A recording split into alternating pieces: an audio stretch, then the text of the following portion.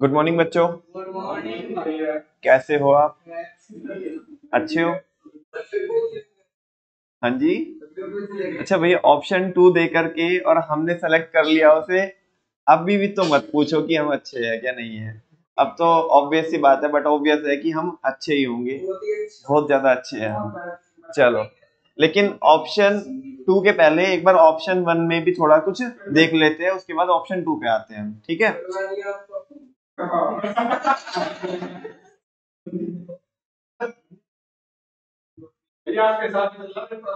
चलो,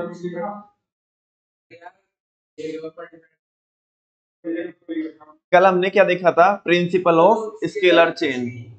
उसको हमने वैसे तो पढ़ लिया था, लेकिन उसका टेक्स्ट नहीं पढ़ा था हमने, तो उसका टेक्स्ट आज पढ़ लेते हैं। चलो जी, अकॉर्डिंग टू दिस प्रिंसिपल, इस प्रिंसिपल के अकॉर्डिंग क्या बोल रहे हैं? Organisation should have a chain. Organisation में क्या होनी चाहिए? चेन होनी चाहिए। किसकी? ऑफ अथॉरिटी एंड कम्युनिकेशन, यानी कि यहाँ पे सुपीरियर और सबॉर्डिनेट रिलेशनशिप हो, ठीक है ना? अथॉरिटी, इसे आप किसकी भी चेन बोल सकते हो, सुपीरियर और सबॉर्डिनेट की भी चेन बोल सकते हो, क्योंकि अथॉरिटी उसी के अंदर होती है। और ये बोल रहे हैं communication and communication that runs from top to bottom. एक चेन होनी चाहिए अथॉरिटी की और कम्युनिकेशन की, जो चेन कैसे रन करती हो? फ्रॉम टॉप टू बॉटम, ऊपर से लेके नीचे तक वो चेन वर्केबल हो, और उसके अंदर अथॉरिटीज हो, और साथ में क्या हो? जो कम्युनिकेशन है वो उसके अंदर क्या होना चाहिए? टॉप टू बॉटम या बॉटम टू टॉप क्या होना चाहिए? फ्लो करनी चाहिए। And should be followed by managers, और इस चेन को मैनेजर ने फॉलो करनी चाहिए, जितने भी मैनेजर है उन्होंने फॉलो करनी चाहिए, और साथ में किसने? सबऑर्डिनेट ने। और इन शॉर्ट अगर आप बोलो तो सुपीरियर और सबऑर्डिनेट ने फ्रॉम टॉप टू बॉटम इस चेन को क्या करना चाहिए? फॉलो करना चाहिए, ठीक है? आगे, a scalar chain is a chain of superiors. Scalar chain किसकी चेन होती है? सुपीरियर्स की, starting from the highest authority, जो कहां से स्टार्ट होती है? यानी कि टॉप लेवल से, टू द लोएस्ट लेवल, कहां तक? लोएस्ट, यानी कि बॉटम लेवल तक। सिंपली बार बार बार वही बोल रहा है ना, एक ही चीज को रिपीट कर रहा है कि it is a chain of superior and subordinate from top to bottom, yes और नो, ऑफ द ऑर्गेनाइजेशन। दूसरे बुलेट में कोई किसी को शक? पहले वाले में नहीं, तीसरे की बात करते हैं। It states the superior subordinate relationship. ये क्या बताती है? ये चेन क्या बताएगी? सुपीरियर सबऑर्डिनेट रिलेशनशिप बताएगी कि कौन सुपीरियर है और कौन सबऑर्डिनेट है। जिसके पास बच्चों पावर ज्यादा है वो कौन है? सुपीरियर, और जिसके पास पावर कम है वो कौन है? सबऑर्डिनेट, ठीक है ना? तो it states the superior subordinate relationship and authority, और ये अथॉरिटी भी बताती है ऑफ सुपीरियर्स की सुपीरियर के पास कितनी अथॉरिटी है विद सबऑर्डिनेट, ठीक है ना? सबऑर्डिनेट के कंपैरिजन में एट वेरियस लेवल्स, अलग अलग लेवल्स पर, ठीक है? Next, the scalar chain is important. ये हमारे लिए जरूरी हो जाती है, कौन? Scalar chain, to ensure the principle of unity of command, कि हमारे ऑर्गेनाइजेशन में principle of unity of command लग रहा है या नहीं लग रहा है। इसके लिए, इसको जानने के लिए स्केलर चेन बड़ी ही क्या हो जाती है? जरूरी हो जाती है। मतलब क्या कहना चाहते हो भैया आप? बच्चों, मैं ये बोलना चाहता हूं कि अगर हमारे ऑर्गेनाइजेशन के अंदर principle of scalar chain follow हो रहा होगा, तो बच्चों एक प्रिंसिपल ऑटोमेटिक क्या हो जाएगा? फॉलो हो जाएगा, principle of unity of command. बता सकते हो आप मेरे को कैसे? Raise your hand.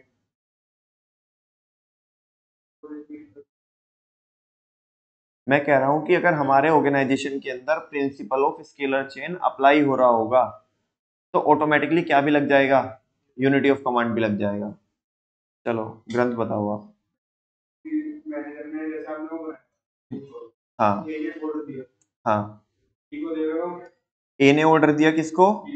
बी को। बिल्कुल ए के पास ही अथॉरिटी है, क्योंकि वो टॉप मोस्ट लेवल पे है। बिल्कुल, हाँ। बी ऑर्डर किसको देगा? सी को देगा। सी सबऑर्डिनेट, और C superior, D subordinate. Principle of unity of command क्या बोलता है?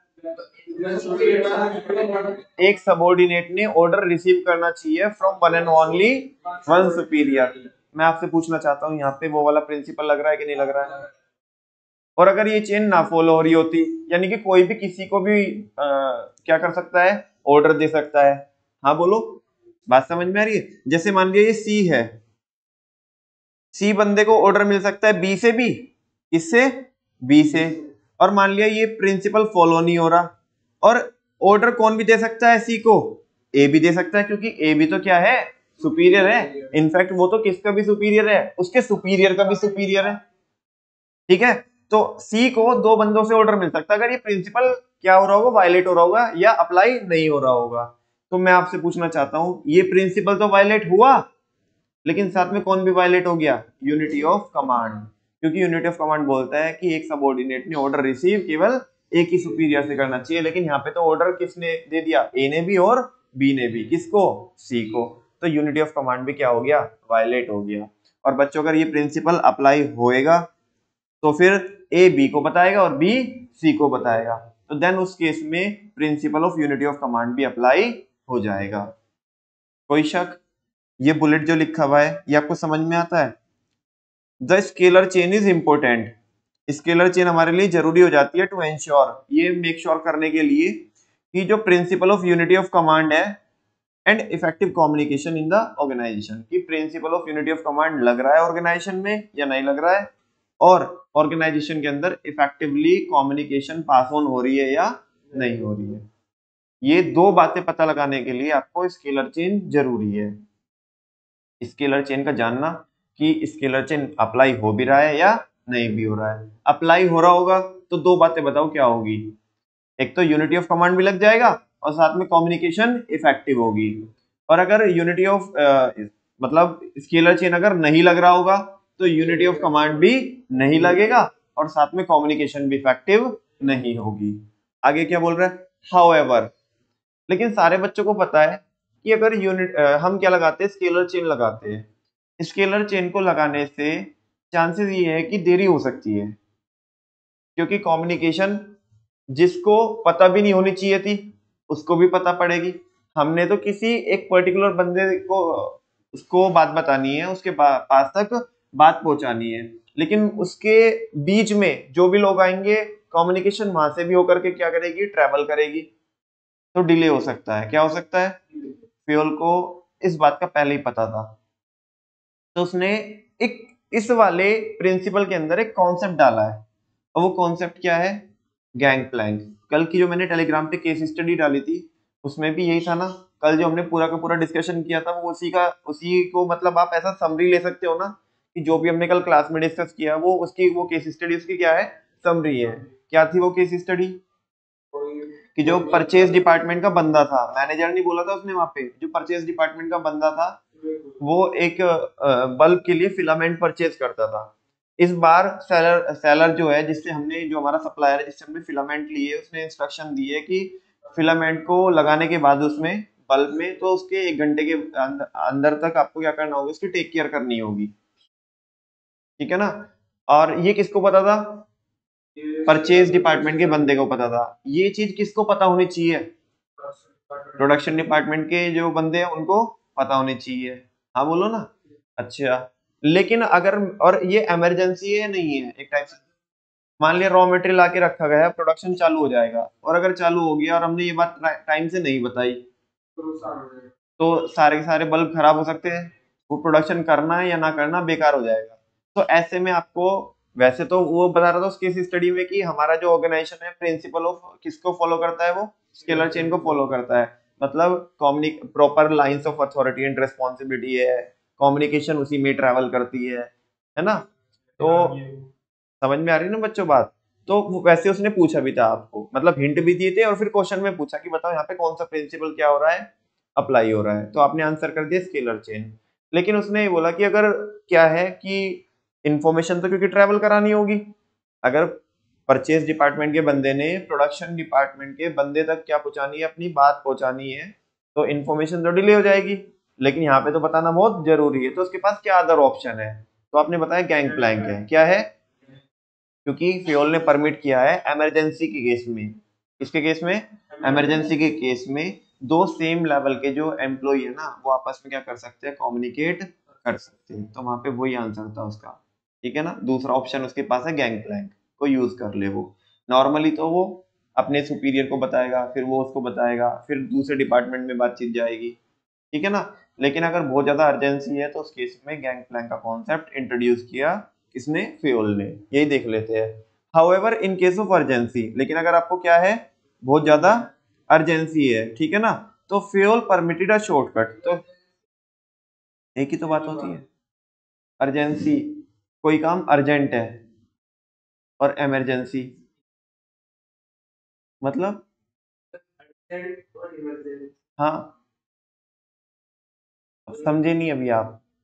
कोई चीज अर्जेंट है, तो अर्जेंट है तो जल्दी बताना है हमें, और इमरजेंसी है, कोई चीज मतलब ऐसे होगी, इमरजेंसी सिचुएशन है तो उसमें सामने वाले को वो बात पता होनी चाहिए, तो भी तो वही बात है, इमरजेंसी में भी तो अर्जेंसी ही क्रिएट हो रही है, तो वो बात है। हाँ बिल्कुल हो सकता है, अगर प्रैक्टिकली देखो तो आप हो सकता है। तभी तो यहाँ पे ना ज्यादा वर्ड मतलब यूज तो कर सकते हैं इमरजेंसी भी, लेकिन ज्यादा वर्ड कौन सा यूज किया यहाँ पे, अर्जेंसी, क्योंकि अर्जेंसी उसको भी कवर कर ले रहा है।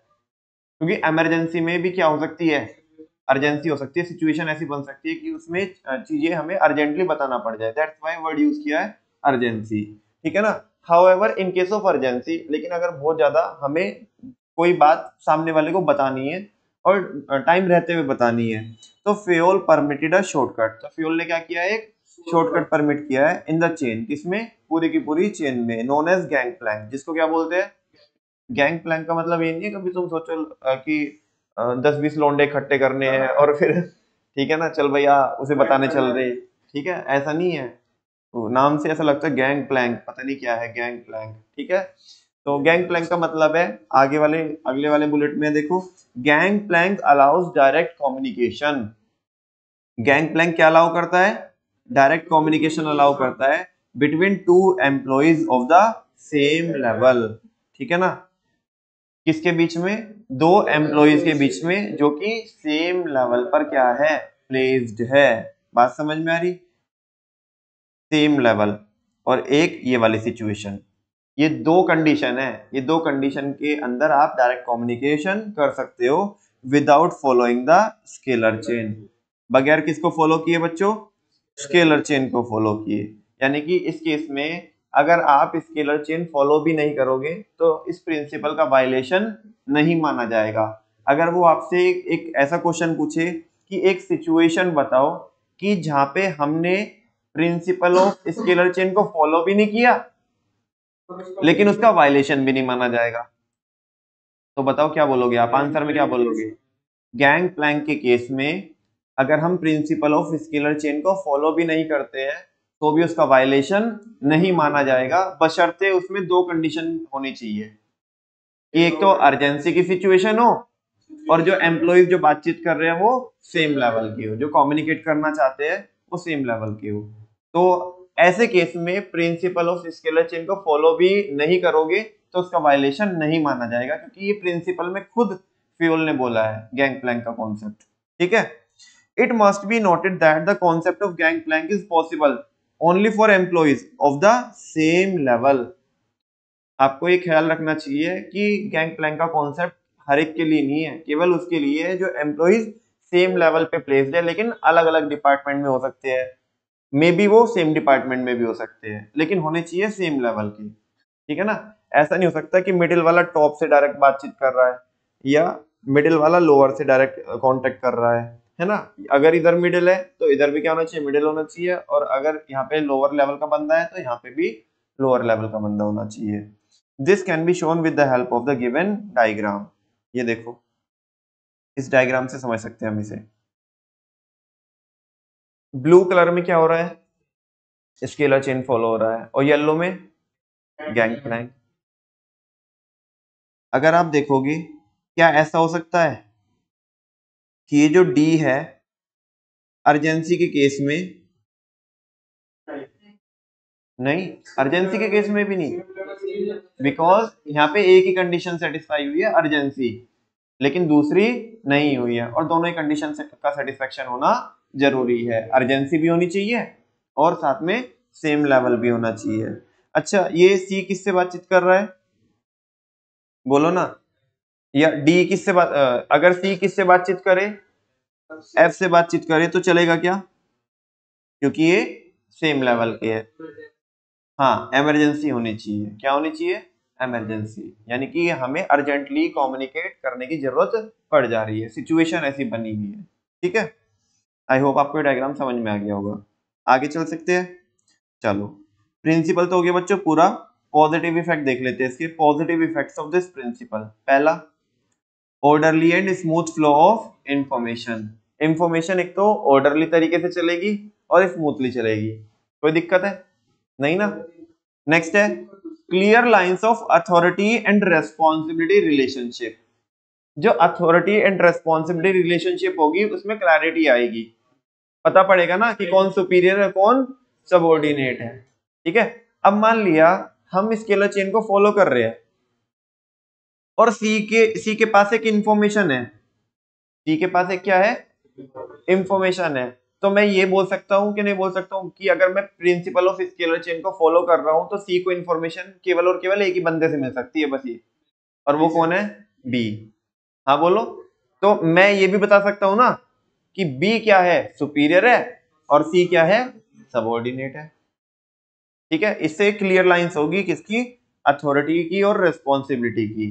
अगर मान लिया कोई दिक्कत भी हो जाए तो हम इंफॉर्मेशन का क्या सोर्स भी लोकेट कर सकते हैं क्या, हाँ कर सकते हैं। अगर बी ने कुछ गड़बड़ कर दी जो उसे ऑर्डर मिला था उसके अकॉर्डिंग, ठीक है, और अब ना हम बी को रेस्पॉन्सिबल ठहरा रहे हैं बी के एक्ट के लिए, तो बी ये बोल सकता है ना कि भाई इसमें मेरी कोई गलती नहीं, मैंने तो वैसे एक्ट किया है जैसे मेरे को किसने, मेरे सुपीरियर ने बोला था, किसने, बी ने। और बी की अब रेस्पॉन्सिबिलिटी फिक्स हो जाएगी ना, क्यों फिक्स हो जाएगी, क्योंकि वो बराबर से हमारे पास क्या है, रिटर्न में क्या होगा, हमारे पास प्रूफ होगा, क्योंकि ऑर्डर जो सी को मिला होगा वो किससे मिला होगा, बी से मिला होगा। बी ये कह के तो नहीं मतलब साइड हो सकता ना कि भाई मेरे को नहीं पता, या ये तो नहीं, ये ऐसा ऐसी सिचुएशन तो नहीं बनेगी ना ऑर्गेनाइजेशन के अंदर कि हम यही ना पता लगा पाए कि इन्फॉर्मेशन आई कहाँ से है।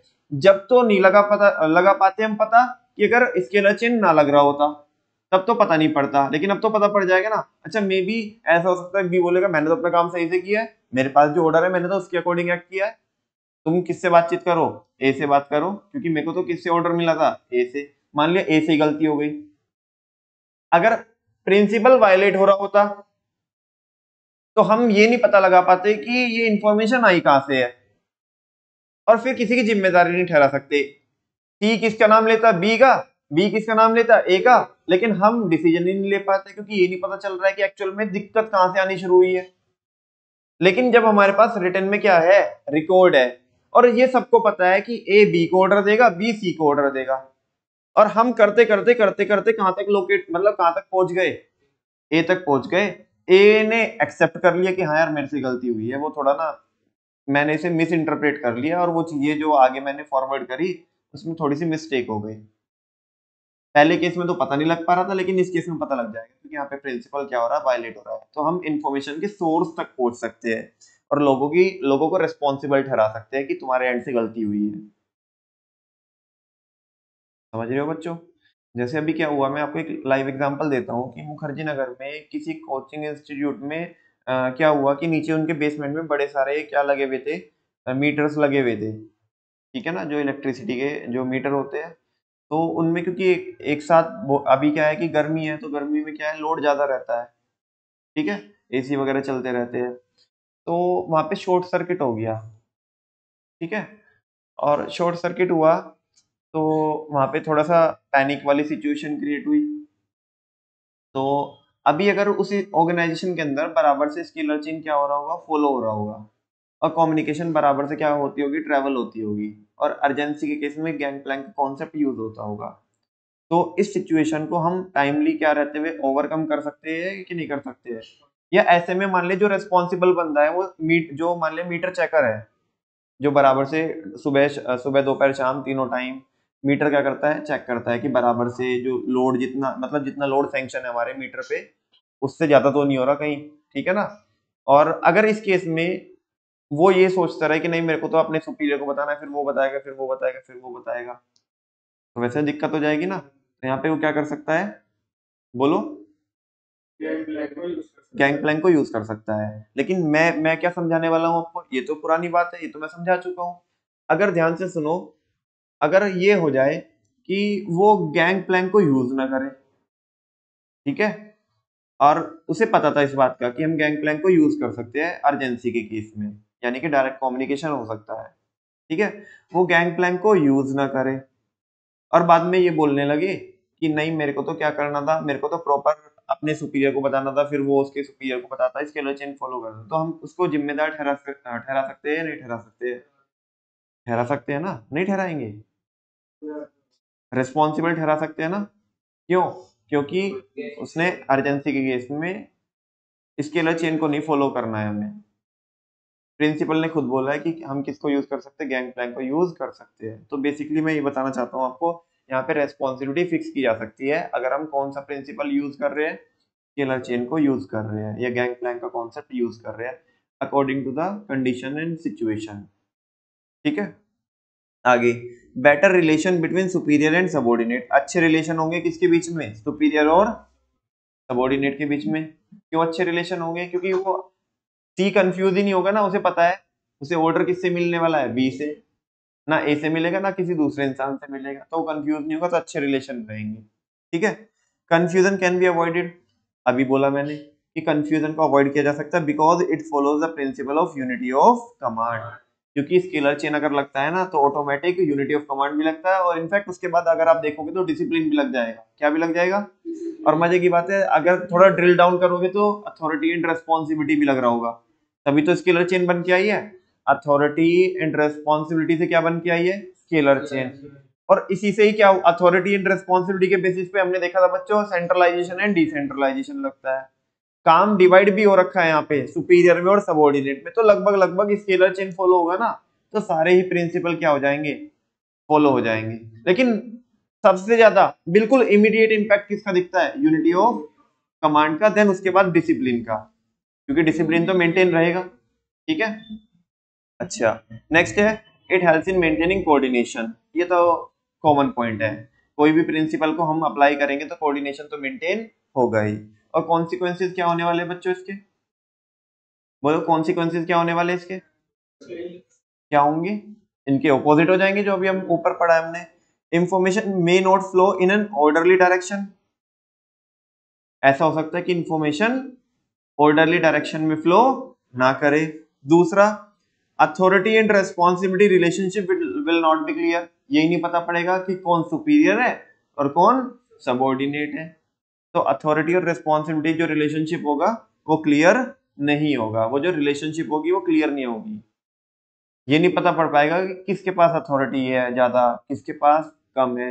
मान लिया एक ऑर्डर बी भी दे रहा है, वही ऑर्डर ए भी दे रहा है, तो हमें ये नहीं पता पड़ पा रहा है कि ए ज्यादा सुपीरियर है या बी ज्यादा सुपीरियर है, जबकि एक्चुअल में ए सुपीरियर है इन कंपैरिजन टू बी। लेकिन दोनों एक ही ऑर्डर दे रहे हैं सी को, तो हम ये पता ही नहीं लगा पाएंगे कि ज्यादा सुपीरियर कौन है, ठीक है। अच्छा, अनहेल्दी रिलेशन हो जाएंगे, अच्छे रिलेशन नहीं होंगे, कॉन्फ्लिक्ट होने के चांसेस है, केओस होने के चांसेस है ऑर्गेनाइजेशन के अंदर between superior and subordinate. Lack of principle of unity of command, कौन बिगड़ जाएगा? यूनिटी ऑफ कमांड बिगड़ जाएगा। और लैक ऑफ कोऑर्डिनेशन, किसकी कमी होगी? कोऑर्डिनेशन की कमी होगी। बात समझ में आती है बच्चों आपको? अच्छा, नेक्स्ट प्रिंसिपल हमारा प्रिंसिपल ऑफ ऑर्डर, लेकिन इस प्रिंसिपल को हम आज नहीं पढ़ेंगे, ठीक है। जैसा कि मैंने आपको ऑप्शन सेकंड के बारे में बताया था, तो हाँ, तो छोटी छोटी हम 2 वीडियोस देखेंगे आज, और उससे पता लगाएंगे कि मैं देखना चाहता हूँ कि आप समझ भी पा रहे हो कि नहीं समझ पा रहे हो। पास्ट में जो मैंने आपको प्रिंसिपल पढ़ाए हैं ना जितने भी, उनमें से कोई तो एक या तो अप्लाई हो रहा होगा, वायलेट हो रहा होगा। आप आपकी कॉपी और पेन निकाल के रखो, जैसे ही आप वो वीडियो देखते रहोगे, मैं बीच में कुछ नहीं बोलूंगा, ठीक है। और आप नोट करते रहना, मैं बस केवल आपकी ऑब्जर्वेशन देखूंगा कि आप किस तरीके से ऑब्जर्व कर रहे हो। हाँ, कल को और बाकी जो भी है वो भी। पहले इससे पहले ये वाली देखो।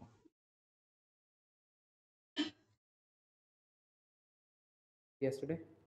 Sorry, sir. Actually, my TL gave me some other work to do. I'll do it right after this. Are you fool? Can't you understand what is important? But sir, that was urgent. अभी रुको।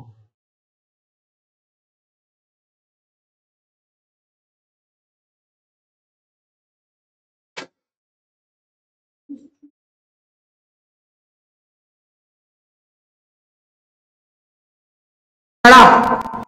Just get out of it. Sorry, sir.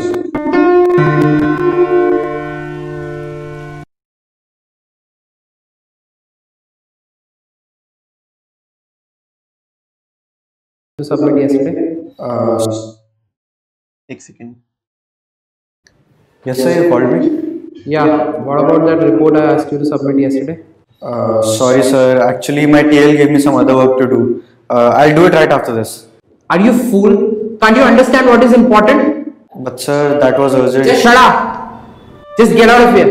Sorry, sir.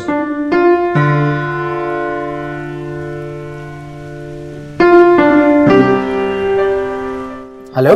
Yeah, Dev. Yes, sir. Yeah, Dev, open your laptop and just give me details of that Purana file. Right now? Yes. Sir, actually, today is my off and I'm driving to my hometown. Yeah, that is fine. It will just take 1 or 2 hours. Just finish it off and go wherever you feel like. Okay, sir. Just give me 2 minutes. Yeah.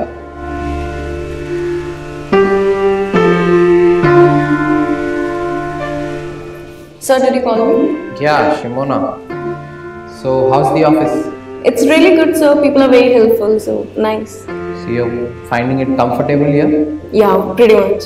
Great. So, all I want to say is that if you have any problem, you can always come to me, right? Yes, sir.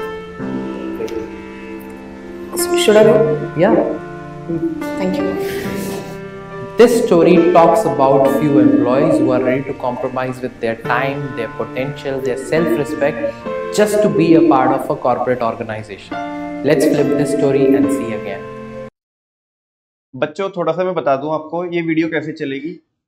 मतलब अभी आपने कुछ situations देखी या नहीं देखी, ठीक है ना, और उन सिचुएशंस में कुछ आपने आइडेंटिफाई किया होगा कि क्या प्रॉब्लम चल रही है। लेकिन अब ना ये वीडियो का एक फ्लिप पार्ट चलेगा, एक फ्लिप साइड चलेगी, दूसरी साइड चलेगी कि अगर ये सिचुएशन में एम्प्लॉय कैसे भी हैंडल कर सकते थे इस सिचुएशन को, तो अभी वो समझना आप, ठीक है। आपने इसमें 3 सिचुएशन देखी है ना, 3 केस देखे हैं ना अभी तक। अभी इन्हीं केस को इनकी फ्लिप साइड देखना। Yes, sir, you called me?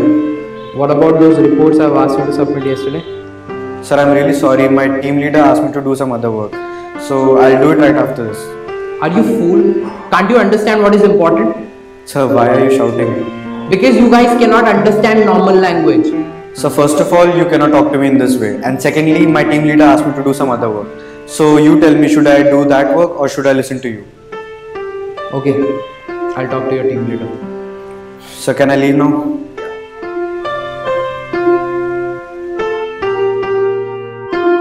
Hello? Yeah, Dev. Yes, sir. Yes, just open your laptop. I need to get the details of that Khurana file. Right now? Yes. So, actually, today is my off and I'm driving to my hometown.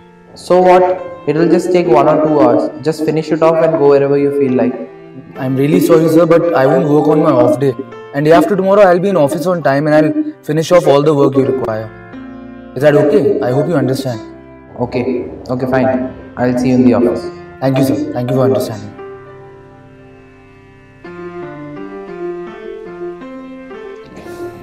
Sir, did you call me?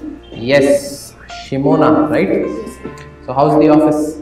It's really good, sir. People are very helpful. Nice. Great. So all I want to say is that if you have any problem, you can always come to me, right? So we are in a working environment. Please maintain the decorum and don't try these cheap tricks with me. Fine? Okay. Is there anything else you want to discuss about work? No. Shall I leave? Yeah.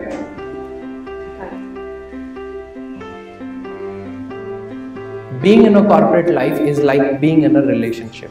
One thing which you should not compromise is your self-respect. Apart from that, your job is just another small part of your life. It's not your entire identity. So understand how to balance it and don't be a slave, be a respected employee. That's it for this story. See you next Friday. Khuda Hafiz. Hi. If you have any story or problem which you want me to solve, then do write it to me in messages or in comment section. Thank you very much. Bye bye.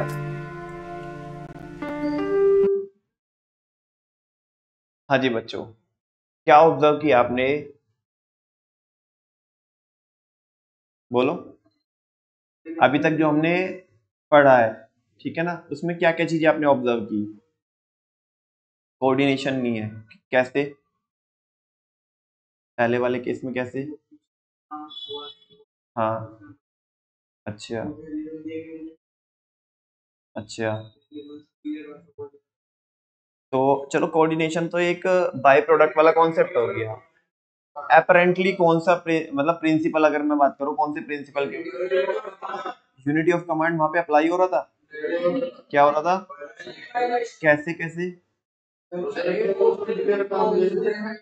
वो उसको काम दे रहा था, उसने क्या बोला कि मेरे टीम लीडर ने मेरे को और भी काम दिया हुआ है कोई, ठीक है ना, ये यानी कि ये टीम लीडर का भी सुपीरियर था। लेकिन पहले वाली मतलब वीडियो का जो फर्स्ट पार्ट था, उसमें क्या देखा आपने कि वायलेट हो रहा था प्रिंसिपल, और वो सुन के चला गया। लेकिन उसके फ्लिप साइड में आपने क्या देखा कि वो ऐसे भी टैकल कर सकता था। उसने क्या बोला, अभी ना वो क्या करके आया होगा, वो प्रिंसिपल पढ़ के आया होगा, कौन सा, यूनिटी ऑफ कमांड, है ना, दूसरे वाले साइड में। तो उसने क्या बोला कि सर मेरे टीम लीडर ने क्या भी दिया हुआ है, मेरे को दूसरा काम दिया हुआ है, तो मेरे को, मैं उनकी सुनूं या तुम्हारी सुनूं, मेरे को तुम ही बता दो। तो वो बोल रहा है ना, चलो कोई बात नहीं, मैं तुम्हारे टीम लीडर से बात करता हूँ। तो जो फ्लिप वाली साइड थी, वहां पे अप्लाई हो रहा था, मतलब अप्लाई करने की कोशिश कर रहे थे वो उसको, या वायलेट हो रहा था वहां पे भी?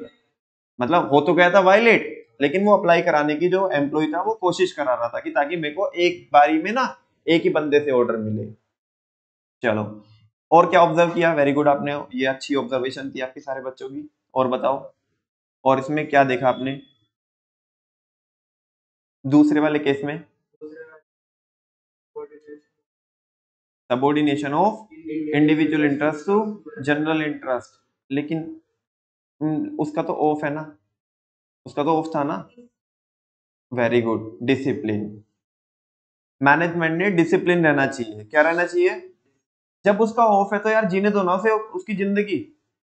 क्यों उसकी पर्सनल लाइफ में तुम, मतलब वो अपनी जिंदगी, वो अपने होम टाउन जाना चाहता है, जा भी रहा है, ऑफ भी ले लिया, तुम उससे फिर भी ऑफिस का काम कराना चाहते हो। अरे भाई, सारी जिंदगी वो तुम्हारा स्लेव कोई रहेगा, खरीद कोई ना लिया तुमने उसे, ठीक है ना। अपनी पर्सनल लाइफ को भी तो एंजॉय करने दो उसे, जबकि ऑफ है। कोई ऑफिस आवर्स में कोई कर रहा है वो ऐसा, तो यहाँ पे डिसिप्लिन बिगड़ जा रहा है। आपके यहाँ पे कोई रूल्स एंड रेगुलेशन है ही नहीं है। बराबर से क्या बना के रखो, रूल्स एंड रेगुलेशंस बना के रखो, और फॉलो भी करते आना चाहिए उनको। तो फर्स्ट वाली साइड में तो क्या हो रहा था, प्रिंसिपल ऑफ डिसिप्लिन वायलेट हो रहा था। और जो फ्लिप साइड में उसने मना कर दिया, तो वो वायलेट तो हो रखा था, क्योंकि वो तो भाई, वो तो वायलेट, मैनेजमेंट तो वायलेट ही करना चाह रही है ना उसे, जो सुपीरियर था बेसिकली। लेकिन उसने टैकल कर दिया। वो बोल रहा ना कि डेकोरम, आई थिंक वो तो थर्ड वाले केस में बोल रहे थे कि हम वर्किंग एनवायरनमेंट में रहते हैं तो हमें डेकोरम मेंटेन करके रखना चाहिए, मतलब माहौल। थर्ड वाले में, चलो सेकंड वाला डिस्कस कर लिया हमने। थर्ड वाले केस में क्या बता सकते हो आप? Principle of equity. एक तो डिसिप्लिन भी वायलेट हो गया, सारे बच्चों को पता है। और इक्विटी बोल रहे हैं, इक्विटी कैसे? Very good. क्या हो सकता है? अथॉरिटी का क्या हो रहा है? मिस यूज हो रहा है यहाँ पे। भाई तुम्हारे पास, तुम सुपीरियर हो तो इसका मतलब ये कोई ना है कि तुम कुछ भी करोगे। भाई ऑफिस वर्किंग एनवायरनमेंट में हो, अपनी हद में रहो। तुम्हारे पास पावर है, तुम सुपीरियर हो, इसका मतलब ये नहीं है कि तुम्हारी हर बात क्या हो जाएगी, जायज हो जाएगी, ठीक है ना। तुम्हें वर्क कल्चर जो है उसको मेंटेन, उसका डेकोरम मेंटेन करके चलना चाहिए। समझ में आ रही है बच्चों बात? फर्स्ट वाले केस में डिवीजन ऑफ, कैसे? Unity of command. हाँ, एक्सप्लेन करो कैसे। बिल्कुल,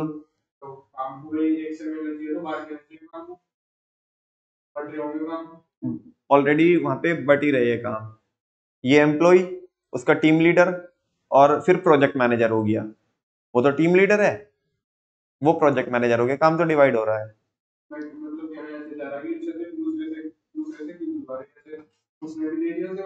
यार वो तो, मतलब बट ये ना ऑर्गेनाइजेशन में बट ऑब्वियस है कि देखो, ये टीम लीडर है, तो ये बी से क्या करेगा, कमांड करेगा। ध्यान से सुनना भी। और कमांड कर कौन भी सकता है, जो टीम लीडर का भी सुपीरियर है। इस केस में जो आ रहा था बंदा वो भी कमांड कर सकता है, बट आपको मेक श्योर ये करना है कि एक टाइम पे दोनों ने ऑर्डर नहीं देने हैं एक बंदे को, ठीक है ना। अलग अलग टाइम पे तुम मुझसे काम कराओ अपने ही प्रोजेक्ट के रिगार्डिंग तो बनता है, लेकिन एक ही टाइम पे अगर तुम ऑर्डर दोगे दो बंदे अलग अलग, तो वो तो कंफ्यूज ही होगा ना। देखो कंफ्यूज हो रहा था कि नहीं हो रहा था वो, या ये जो प्रिंसिपल पढ़ रहे हैं बस ऐसे हवाबाजी है, बस यहाँ पे बुक्स में लिखे हुए और हम क्या कर लेंगे, उसे उगल के आ जाएंगे और आंसर कर देंगे, नहीं ना। केस स्टडी का मतलब प्रॉपर देखो बच्चों, तुम्हें वो ये प्रैक्टिकल होते हैं और प्रैक्टिकली हमें समझने भी है इनको, तब तो फायदा होगा। अदरवाइज केवल पढ़ करके एग्जाम में लिखा है तो कोई फायदा नहीं होगा, ठीक है। और बताओ, और कुछ ऑब्जर्वेशन आपकी पूरी वीडियो के अंदर? नहीं ना, पक्की बात। चलो एक वीडियो और दिखाऊं क्या आपको?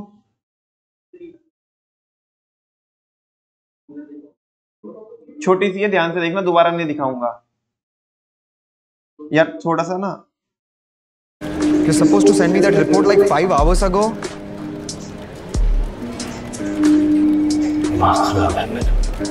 ये फैमिली मैन का एक सबसे अच्छा सीन है ये, ठीक है ना। तो थोड़ा देखना अभी केवल अगर थोड़ा वीडियो में बच्चों कुछ प्रॉब्लम भी होगी ना, मतलब इन द सेंस, तो मेरे को मत बोलना कि अगर उसने कुछ उल्टा सीधा बोल दिया ना इसमें, तो मेरे को ये मत बोलना कि भैया मैं थोड़ा ना ओपन माइंडेड हूँ, ठीक है ना। तो हाँ, तो अभी ध्यान से सुनना एक्चुअली में कि इसमें ना केवल आपको प्रिंसिपल तो बताना ही है कि कौन सा वायलेट हो रहा है या नहीं, थोड़ा सा ये भी बताना है कि और कौन सा भी कॉन्सेप्ट लगा है जो हमने फर्स्ट चैप्टर में भी पढ़ा है। वापस से दिखाता हूँ, थोड़ा मतलब एक्टिंग देखना भाई की, ठीक है ना, और कॉन्सेप्ट देखना उसके साथ में। मतलब मैं तो कभी भी कोई भी, मैं थोड़ा बता देता हूँ, मैं कभी भी कोई भी कॉन्सेप्ट, मतलब कभी भी कोई, लेट सपोज मैंने लास्ट टाइम, वैसे तो मेरे को ज्यादा शौक है नहीं है, लेकिन अगर कोई मैं वेब सीरीज वगैरह देखता हूँ तो मैं कोशिश करता हूँ कि उसमें से अपने कॉन्सेप्ट कैसे निकाले जा सकते हैं, तो मैं वहां से कुछ वो वीडियो, तो मैं तो एंजॉय करता हूँ ना उसे, मैं तो एंजॉय करता हूँ ना कि मेरे कॉन्सेप्ट वहां पे कैसे अप्लाई हो रहे हैं, कि जो हम अपने जो बुक्स में पढ़ते हैं वो प्रैक्टिकली अप्लाई कैसे होते हैं, तो मैं तो डबल मजा ले रहा हूँ। नहीं, आजकल ना मल्टीटास्किंग भी एक कोई चीज होती है, और एक बंदे ने मल्टीटास्कर होना चाहिए, ठीक है ना। इस वैसे तो इस पे बड़ा बोला जा सकता है, लेकिन ज्यादा नहीं बता रहा हूँ मैं। अब केवल इतना नहीं है कि, मतलब उसमें काफी सारी चीजें हैं, ठीक है। खैर, बिल्कुल। You're supposed to send me that report like 5 hours ago.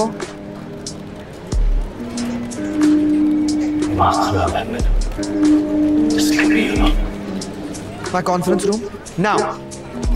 I won't mince my words. And I try to respect your age. There is certain order in this office. I cannot tolerate. Oh, sorry, क्या है? बस बहुत हो गया तेरा।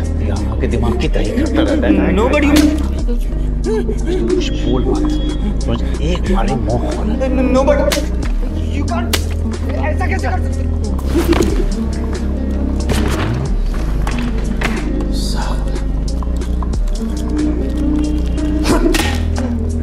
I quit.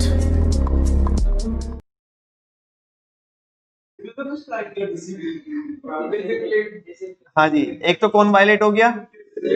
सबसे शुरू में वो बोल रहा था कि तेरे को रिपोर्ट 5 घंटे पहले भेजनी थी, ठीक है ना। इसका मतलब ये क्या नहीं है, इफेक्टिव नहीं है। और डिसिप्लिन क्या होता है, वायलेट हो रहा है। और भाई सुपीरियर, मतलब सबऑर्डिनेट सुपीरियर को कुछ नहीं समझ रहा है ना। दे चाटे ठीक है। अच्छा, एक और बात बच्चों, यहाँ पे और क्या ऑब्जर्वेशन आपकी बता सकते हो आप? हाँ जी, हाँ भैया, हमें तो ऐसे तो फील होता है, हमें ऐसे कॉन्सेप्ट तो फील होते हैं। हाँ जी बच्चों, डिसिप्लिन तो बिगड़ ही रहा था, वो बंदा क्या नहीं था, इफेक्टिव नहीं था। अच्छा, यहाँ पे ना कई बार कॉन्फ्लिक्ट आ जाते हैं। क्या आ जाते हैं? वो बोल रहा था ना, सुपीरियर थोड़ा छोटी एज का लग रहा है, और जो सबऑर्डिनेट था वो ज्यादा एज का था। तो वो बोल रहा था ना कि भाई तूने काम नहीं करके दिया, मैं तेरी एज की रेस्पेक्ट कर रहा हूँ, लेकिन तू ये कोई ना कि कुछ भी करेगा, है ना। तो उस बात पे कह रहे दिमाग खराब है मेरा। खैर, आई होप आपको समझ में आया होगा। ठीक है, थैंक यू वेरी मच बच्चों। आज इसमें इतना ही करेंगे, बाकी करेंगे कल।